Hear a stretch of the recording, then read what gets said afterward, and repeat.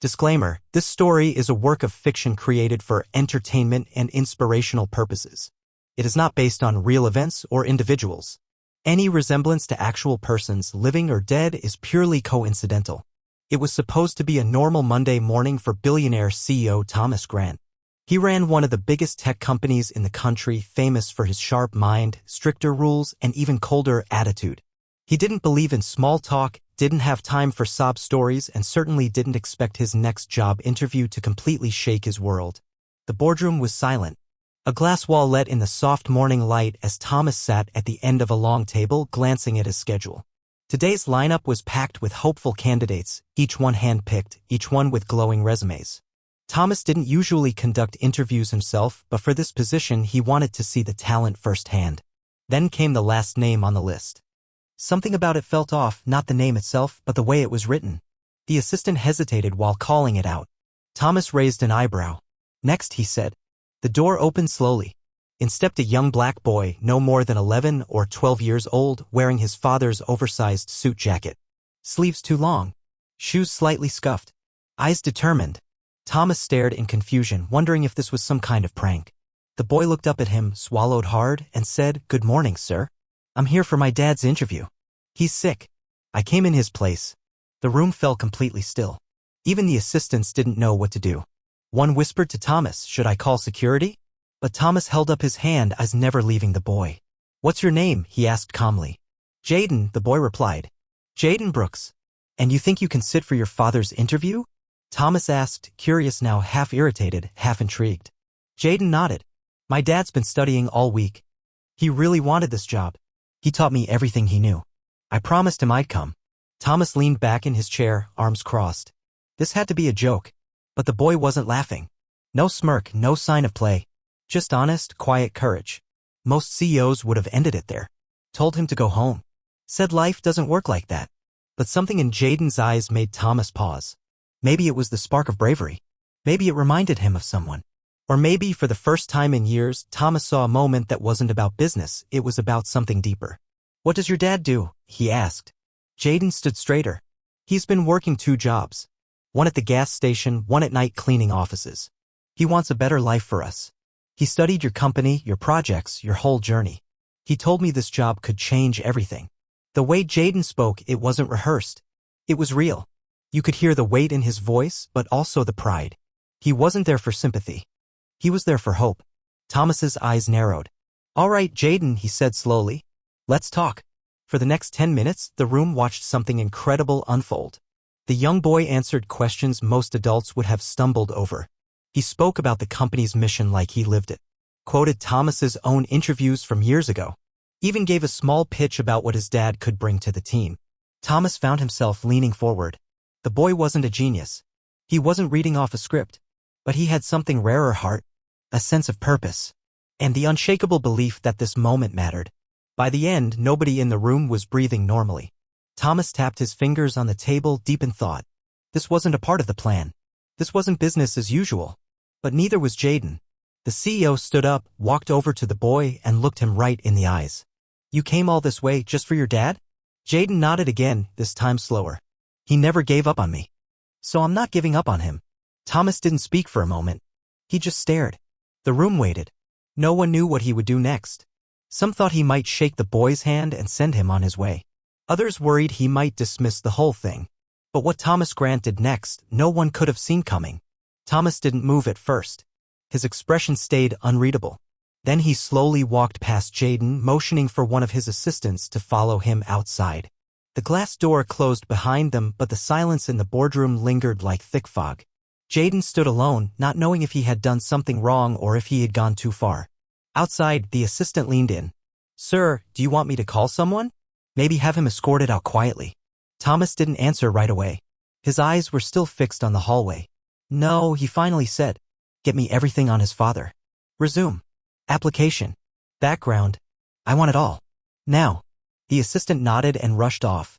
Thomas stayed still, deep in thought. There was something about that kid. Something unshakable. And it wasn't just his bravery. It was how much he believed in his father.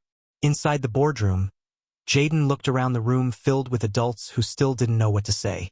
One woman gave him a small smile, Another avoided eye contact altogether. Minutes passed like hours. Finally, Thomas returned. He sat back in his chair, slid a folder onto the table, and opened it slowly. Inside was Mr. Brooks's resume, clean, honest, but nothing special on paper. Years of blue-collar work, night shifts, side hustles. No fancy degrees, no titles, just a man trying to get a chance. "You said your father studied all week for this?" Thomas asked. "Yes, sir," Jaden replied quickly. "He watched your interviews every night. He wrote down questions. He practiced with me. We stayed up late going through everything." Thomas flipped through the resume again. "He doesn't have a college degree. No formal training in tech." "No, but he learned," Jaden said firmly. "He watched free videos, took online courses. He fixed our broken computer by himself, and he built an app for our church to schedule volunteers. He just never got the chance to show people." Thomas leaned back. "And now he's homesick?" Jaden nodded. "He had to go to the hospital last night. Chest pain. But he told me not to cancel. He said, 'Jaden, don't let the door close. Someone needs to hear our story.'" There it was again. That fire in the boy's voice. Not begging. Not asking for pity. Just holding on to hope like it was the only thing left. Thomas stared at the folder. The room was silent again. "You know how this works, right?" he said finally. "You don't just walk into an interview for someone else. This isn't school. This is a billion-dollar company." Jaden looked down at the floor for a second, then back up. "I know. But if my dad couldn't be here, I needed to be." There was a beat of silence. Then Thomas did something no one expected. He stood up and walked out again, taking the folder with him. The door clicked shut. Jaden sat there alone for what felt like forever. Down the hall, Thomas entered his private office, dropped the folder on his desk, and stared out the massive window overlooking the city. His mind was racing. Not about profits, not about stocks or sales, but about a boy who showed up wearing shoes that didn't fit, carrying a dream that didn't belong to him, but believing it did. He picked up the office phone. "Get me Mr. Brooks's hospital. I want to know what's going on." Back in the boardroom, Jaden sat nervously tapping his fingers on his knee. His heart pounded. He didn't know if he had made a difference or if this would end with a quiet goodbye and a long walk home. He thought of his dad, hooked to machines, breathing heavily, telling him to be strong. Telling him that sometimes you only get one shot. Outside the boardroom, Thomas ended the call with the hospital. His expression had changed. What he heard wasn't good. Mr. Brooks had suffered a mild heart attack and was being kept under observation. He closed his eyes for a second, remembering a time years ago when he was just starting out. Broke, rejected, ignored. He remembered the day someone finally took a chance on him. Not because he had all the answers, but because someone saw something in him worth believing in. Thomas returned to the boardroom. The assistants straightened in their seats. Jaden stood quickly. Thomas walked to the end of the table, hands in his pockets. He didn't sit this time. "You don't know this," he said quietly, "but I grew up in a house not so different from yours." Jaden blinked, surprised. "My father worked 2 jobs. My mother cleaned houses. I didn't wear suits until I was 30, and no one ever gave me anything for free, but someone gave me a chance." He paused. "I don't hand out jobs based on stories. This company was built on discipline, skill, and results, but it was also built on grit. And your dad, he's got it." Jaden's eyes widened, but he didn't say anything. He just listened. Thomas looked at the assistants around the room. "I need a meeting with HR, immediately. And someone draft a letter of intent." Everyone looked at him in confusion. Jaden opened his mouth to speak, but before he could ask what that meant, Thomas turned back to him with a look that was half smile, half warning. "We're not done yet, Jaden," he said. And with that he walked out again, leaving the door wide open behind him. The hallway outside the boardroom buzzed with whispers. Assistants and senior managers exchanged quick glances as Thomas strode past them, his face unreadable. Nobody knew what to make of what just happened. It wasn't every day that the CEO of a billion-dollar tech company paused an interview session for a kid wearing his father's baggy blazer. Back inside the boardroom, Jaden still stood frozen in place, unsure what he had just witnessed. Was this good? Bad? Did he ruin everything? His palms were sweaty, and though his voice had been steady earlier, now it shook a little as he sat back down, glancing nervously at the people around him. One of the managers leaned toward him. "You okay, kid?" Jaden nodded quickly. "Yes, sir. I didn't think it would go this far. At that moment, down the hall in Thomas's office, a storm was brewing. The HR director, Claire Simmons, stood across from Thomas with a look of disbelief on her face. "You want to offer conditional employment to someone who didn't even show up for his own interview?" she asked, eyebrows raised. Thomas looked at her squarely. "I want to offer it to someone who's been through more than most of us and still had the courage to send his son in his place. Tell me you've seen that kind of loyalty in any resume this week." Claire frowned. "I admire the kid. I do.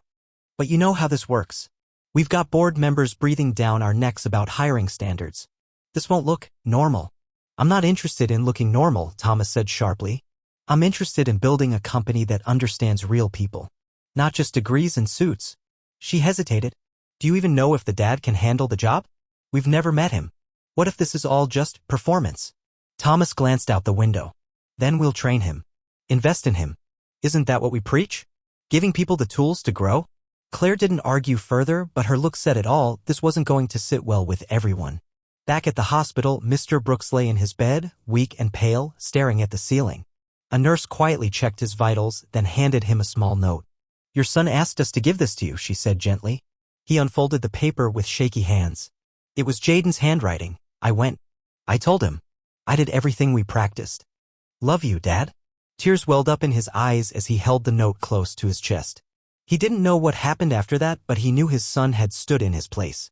And that alone meant the world. Meanwhile, back at the office, whispers turned to chatter. Some employees were impressed by Jaden's boldness. Others weren't so sure.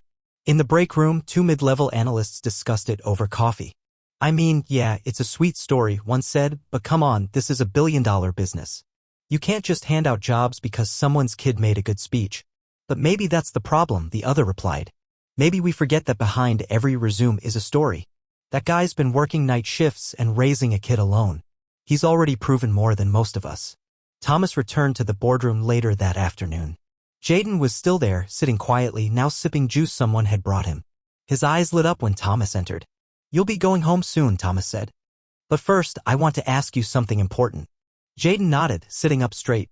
"If your dad gets this job, he's going to be part of a team that moves fast, thinks fast, and works under pressure. I can't promise it'll be easy. Are you sure he's ready for that?" Jaden didn't blink. "He's already doing more than that, sir. Just nobody's paying him for it yet." Thomas stared at him for a long second. "That's what I needed to hear." Just then, Claire walked in, holding a printed report. "We found something," she said, her tone tense. Thomas took the paper and scanned it quickly. His eyes narrowed. "Is this verified?" She nodded. Jaden watched them nervously. Something had changed. Thomas slowly looked up at Jaden. His expression was serious now, no hint of the warmth from before. "I need to ask you something else," Thomas said carefully. "Do you know if your dad has ever worked under a different name?" Jaden's heart skipped. "No, sir." "Why?"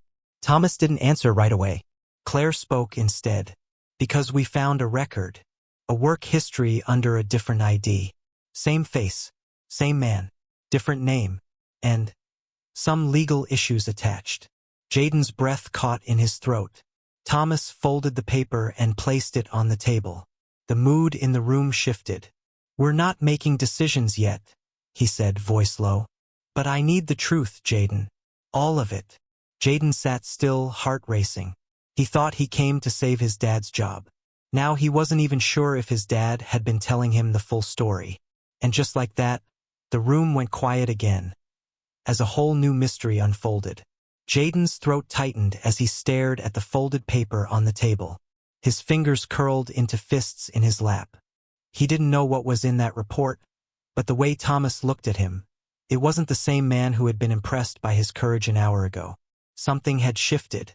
"I don't understand," Jaden said quietly. "My dad doesn't lie. He told me everything. He's not a criminal." Thomas didn't respond right away. He was studying Jaden, watching his face closely. Claire remained silent too, arms crossed, her eyes sharp but not unkind. Finally, Thomas spoke slowly. "Jaden, we're not saying he's a criminal. But this report shows your dad worked under a different name 10 years ago. There was a small fraud charge attached to that name. It was dismissed. No jail time. But he never listed it on his application. That's a serious omission." Jaden shook his head. He was probably scared. Or maybe he thought it didn't matter anymore. That was before I was even born. I know, Thomas replied. And believe me, I've seen people change. But when you run a company at this level, people are watching everything. They look for flaws. They use them to tear things down. Jaden swallowed hard. So, what happens now? Thomas sighed. Now we have to dig deeper. And we need to hear from your dad. Directly. Jaden's heart dropped. He's still in the hospital. He's hooked up to machines. They won't let him leave yet. Claire chimed in. We don't need him to come here. We just need a phone call. A confirmation. Something. Jaden looked between them. His dad barely had the strength to speak this morning. Was this too much? Would this blow everything? The tension in the room was thick. It wasn't just about a job anymore. It was about truth, trust, and everything Jaden believed about his father. Outside the boardroom, the company's senior leadership had already started whispering. Word had spread about the boy in the boardroom. Some were skeptical, some supportive, others worried about how this would play out publicly. A few even questioned Thomas's judgment, saying emotions had clouded his business sense. Inside, Thomas paced slowly, clearly struggling with something. This wasn't just a case of a flawed application. This was a choice, a decision that could set a new precedent or explode in his face. He turned back to Jaden. You said you believed in him, that he taught you to never give up. Well, this is the moment that belief gets tested. Jaden nodded, though his hands were trembling now. I'll call him. The room fell into silence again, waiting for the phone to ring. Jaden's fingers trembled as he dialed the number. The phone rang once, twice, then clicked. Hello? His father's voice was weak, breathy. Dad, it's me. I'm still here. At the office. They need to talk to you. About something in your past. There was a pause on the other end. Then a quiet sigh. I was hoping it wouldn't come up, Mr. Brooks said slowly. Put me on speaker. Jaden glanced at Thomas, who nodded. He pressed the button, and the phone speaker filled the quiet boardroom. I know what you found, Mr. Brooks said. 10 years ago, I took a job using a friend's name. My record was clean, but I couldn't pass the background check because of my credit. My son was a baby, and I had nothing. I didn't steal from anyone. I just wanted to work. Thomas leaned forward. Why didn't you ever say anything? Because once people hear fraud, they stop listening to the rest. I kept my head down and worked every day to build something better. I thought that mistake would stay buried. But I should have known it never really does. Before Thomas could respond, Claire's phone buzzed. She glanced at it and froze. Her eyes widened as she read a message, then she slowly looked up. Sir, she said carefully, we have another problem. Thomas turned. What now? Claire handed him her phone. Someone leaked the story. The press has it. They're calling it the kid who took his father's interview. It's already trending. Thomas's jaw tightened. He looked at Jaden, then the phone still on speaker. This just went public. Jaden's eyes darted to the door. Cameras? Reporters? Mr. Brooks, still on the line, said quietly, I never meant for this to be a story. I just wanted to work.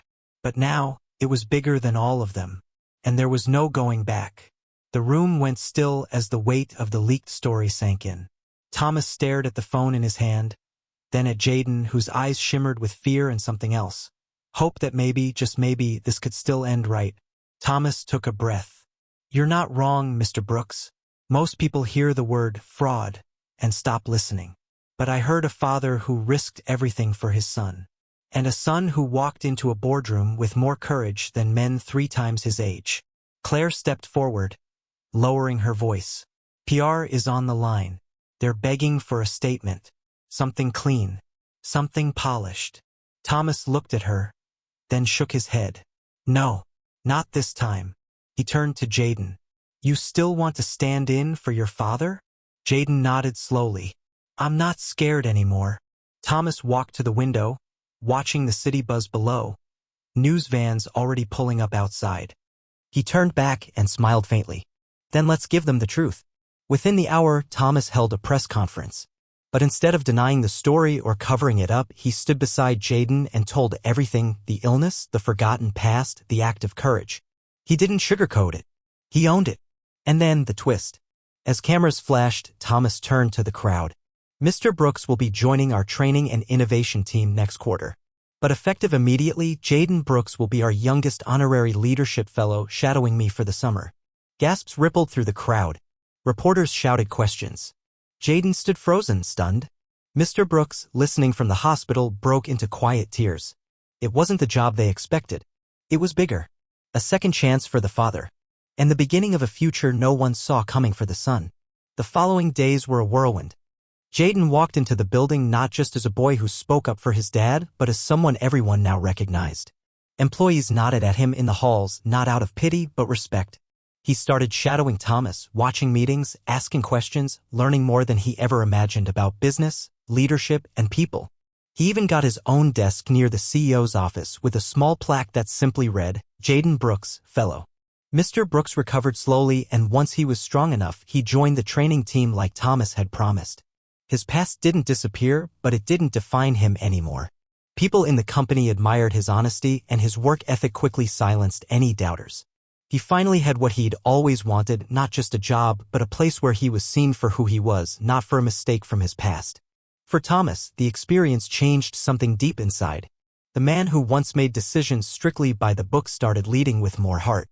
And the boy who walked into a boardroom to speak for his sick father reminded everyone in that glass building why stories matter, real ones, messy ones, human ones. The media attention faded with time, but the impact stayed. People talked about it for months. How a black boy walked into a CEO's office and changed the story, not just for his dad, but for a whole company. Sometimes the best interviews don't happen on paper. They happen in moments that test your truth. And that's where real leadership begins. 5.